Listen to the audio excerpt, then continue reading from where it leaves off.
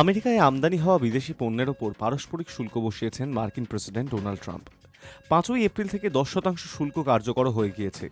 সেই আবহে ভারতের কারখানা থেকে তড়িঘড়ি 5টি বিমান বোঝাই আইফোন আমেরিকায় নিয়ে গিয়েছে অ্যাপল।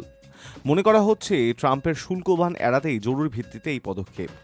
সর্বভারতীয় সংবাদ মাধ্যম সূত্রে খবর, মার্চের শেষ সপ্তাহেই মাত্র 3 দিনের মধ্যে আইফোন এবং অন্যান্য সামগ্রী বোঝাই 5টি বিমান ভারত থেকে আমেরিকায় নিয়ে গিয়েছে অ্যাপল।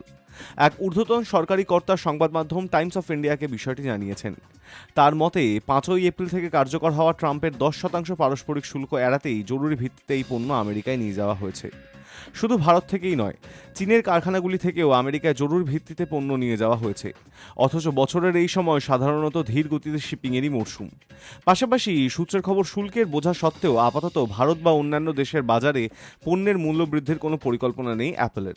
তবে অ্যাপল একসঙ্গে এত আইফোন আমেরিকায় নিয়ে যাওয়াতে আপাতত কিছুদিনের জন্য স্বস্তিতে থাকতে পারবেন আইফোন ব্যবহারকারীরা।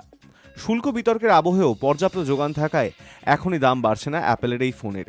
তবে বিভিন্ন দেশের কারখানাগুলি থেকে পণ্য আমেরিকায় নিয়ে যাওয়া হয় সামগ্রিকভাবে পণ্যের দামের উপর কী প্রভাব ফেলবে তাও পর্যালোচনা করে দেখবে সংস্থা। High News network.